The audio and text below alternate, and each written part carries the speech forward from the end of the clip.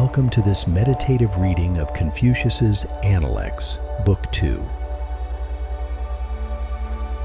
The Analects is a collection of teachings and sayings attributed to Confucius and his disciples, offering insights into ethical living, self-cultivation, and effective leadership, which can be useful for personal growth, reflection, and guidance in daily life.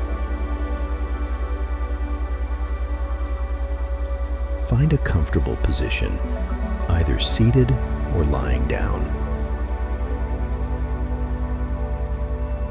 Close your eyes and take a deep breath in through your nose, filling your lungs completely. Hold for a moment, and then exhale slowly through your mouth, releasing any tension or stress. As you settle into your space, let go of any distractions or worries. Focus on the sound of your breath and the tranquility of the present moment. With each breath, feel yourself becoming more centered and at peace.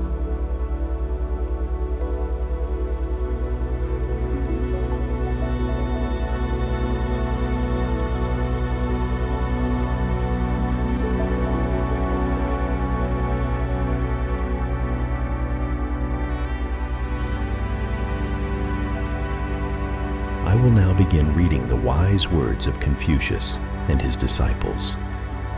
Let these teachings wash over you, bringing clarity, insight, and a sense of calm. Analects 2.1.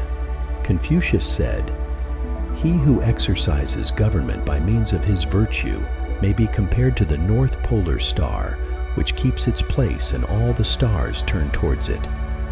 This means a ruler who governs with virtue acts as a stable and guiding force, naturally attracting the loyalty and respect of the people.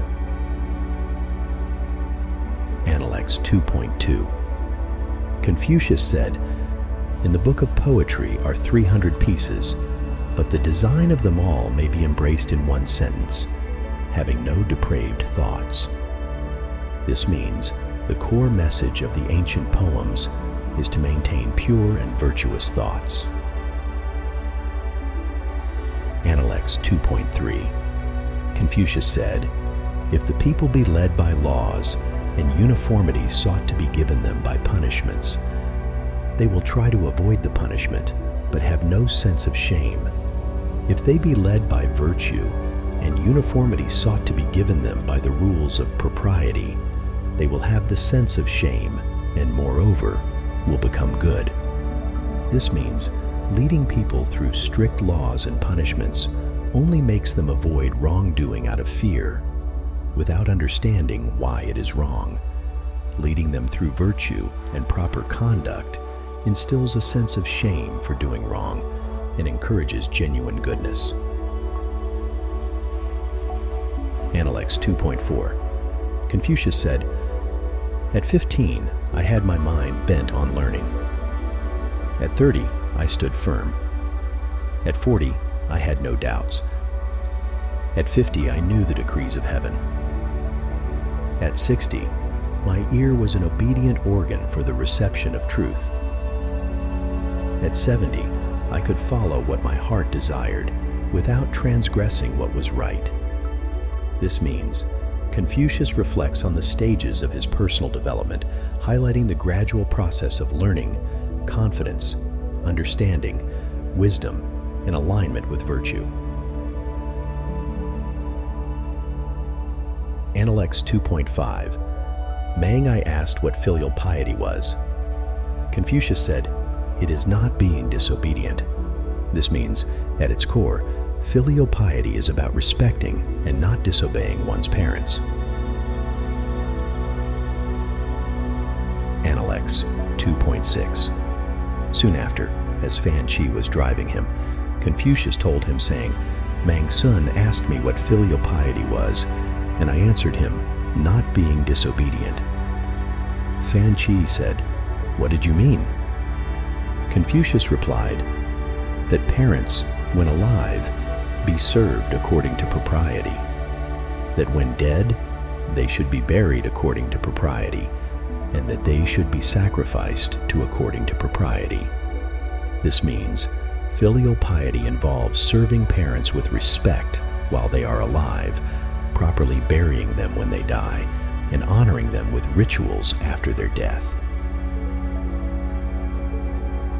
Analects 2.7, Mang Wu asked what filial piety was.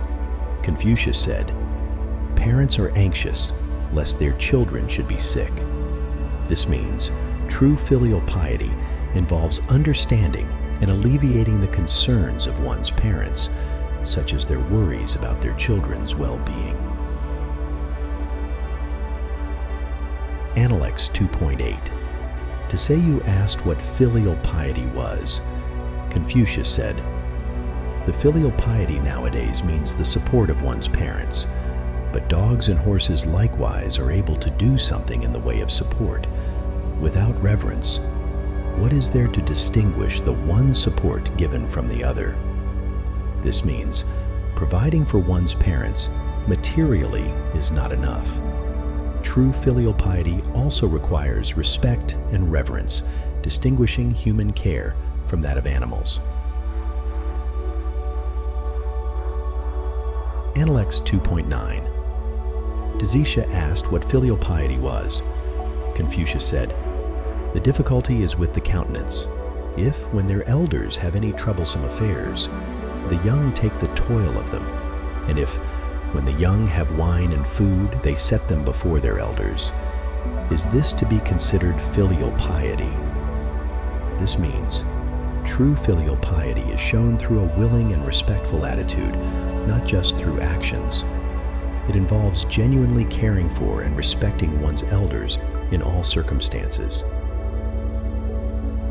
Analects 2.10, Confucius said, "I have talked with Hui for a whole day, and he has not made any objection to anything I said, as if he were stupid. He has retired, and I have examined his conduct when away from me and found him able to illustrate my teachings. Hui, he is not stupid." This means Confucius praises his disciple Hui for his silent but profound understanding and application of his teachings, indicating deep wisdom. Analects 2.11, Confucius said, "See what a man does, mark his motives, examine in what things he rests. How can a man conceal his character?" This means a person's actions, motivations, and habits reveal their true character, which cannot be hidden. Analects 2.12, Confucius said, "If a man keeps cherishing his old knowledge so as continually to be acquiring new, he may be a teacher of others." This means someone who builds on their existing knowledge while continuously learning new things is well equipped to teach others. Analects 2.13, Confucius said, "The accomplished scholar is not a utensil." This means a true scholar is not limited to a single function or role, but is versatile and capable of many things. Analects 2.14, Tze Kung asked what constituted the superior man. Confucius said, "He acts before he speaks, and afterwards speaks according to his actions." This means a superior person ensures their actions are right before speaking about them, and their words align with their deeds.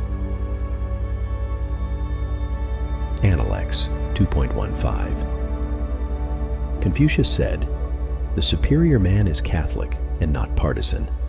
The mean man is partisan and not Catholic." This means a superior person is open-minded and inclusive, while a lesser person is narrow-minded and biased. Analects 2.16, Confucius said, "Learning without thought is labor lost. Thought without learning is perilous." This means studying without reflection is pointless, and thinking without studying is dangerous. Both learning and reflection are necessary for true understanding. Analects 2.17. Confucius said, "The study of strange doctrines is injurious indeed." This means studying misguided or erroneous teachings can be harmful and lead one astray from the right path. Analects 2.18. Confucius said, "You, shall I teach you what knowledge is? When you know a thing, to hold that you know it, and when you do not know a thing, to allow that you do not know it. This is knowledge." This means true knowledge involves recognizing and admitting what you do and do not know, demonstrating humility and honesty. Analects 2.19. Tsze Chang was learning with a view to official emolument. Confucius said, "Hear much and put aside the points of which you stand in doubt, while you speak cautiously at the same time of the others. Then you will afford few occasions for blame. See much and put aside the things which seem perilous, while you are cautious at the same time in carrying the others into practice. Then you will have few occasions for repentance." When one gives few occasions for blame in his words and few occasions for repentance in his conduct, he is in the way to get emolument. This means, to achieve success and avoid mistakes, one should listen and observe widely, but only act on what is clear and certain, while being cautious and thoughtful in both words and actions. Analects 2.20. The Duke Ai asked, saying, "What should be done in order to secure the submission of the people?" Confucius replied, "Advance the upright and set aside the crooked, then the people will submit. Advance the crooked and set aside the upright, then the people will not submit." This means promoting and valuing honest and virtuous people while removing corrupt individuals will earn the people's respect and compliance. Analects 2.21. One Qikong asked how to cause the people to reverence their ruler, to be faithful to him, and to go on to nerve themselves to virtue. Confucius said, "Let him preside over them with gravity, then they will reverence him. Let him be final and kind to all, then they will be faithful to him. Let him advance the good and teach the incompetent, then they will eagerly seek to be virtuous." This means a ruler should lead with seriousness, fairness, and kindness to inspire respect and loyalty, while promoting good individuals and educating those who are lacking. Analects 2.22. Someone addressed Confucius saying, "Sir, why are you not engaged in the government?" Confucius said, "What does the Shuqing say of filial piety? You are filial, you discharge your brotherly duties. These qualities are displayed in government. This then also constitutes the exercise of government. Why must there be that, making one be in the government?" This means Confucius believed that practicing virtues like filial piety and fraternal duty inherently contributes to good governance, regardless of one's official position. Analects 2.23. Confucius said, "I do not know how a man without truthfulness is to get on. How can a large carriage be made to go without the crossbar for yoking the oxen to, or a small carriage without the arrangement for yoking the horses?" This means truthfulness is fundamental for success and functionality, just as a carriage cannot move without the proper components. Analects 2.24. Tsze Chang asked whether the affairs of 10 ages after could be known. Confucius said, "The Yin dynasty followed the regulations of the Xia. Wherein it took from or added to them may be known. The Zhou dynasty has followed the regulations of Yin. Wherein it took from or added to them may be known." Some other may follow the Chow, but though it should be at the distance of 100 ages, its affairs may be known. This means by studying historical patterns and changes, one can predict future developments, as principles of governance and human behavior remain consistent over time. Analects 2.25, Confucius said, "For a man to sacrifice to a spirit which does not belong to him is flattery. To see what is right and not to do it is want of courage." This means performing rituals for spirits that are not one's own is insincere, and failing to act on what is right shows a lack of courage.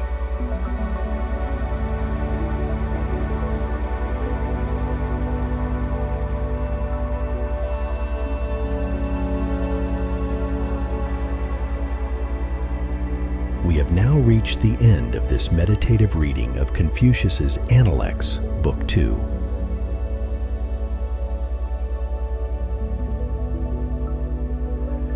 Take a deep breath in, and as you exhale, gently bring your awareness back to the present moment. Begin to notice the sensations in your body, the feeling of the ground beneath you, and the sounds around you. Wiggle your fingers and toes, and when you're ready, slowly open your eyes.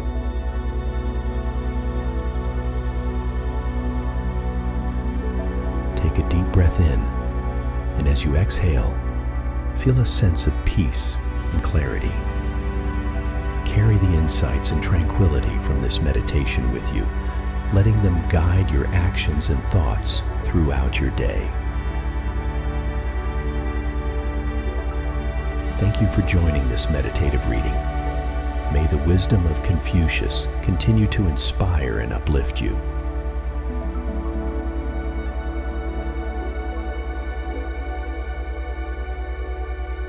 We will now enter into a 90-second reacclimation sequence before ending this meditation.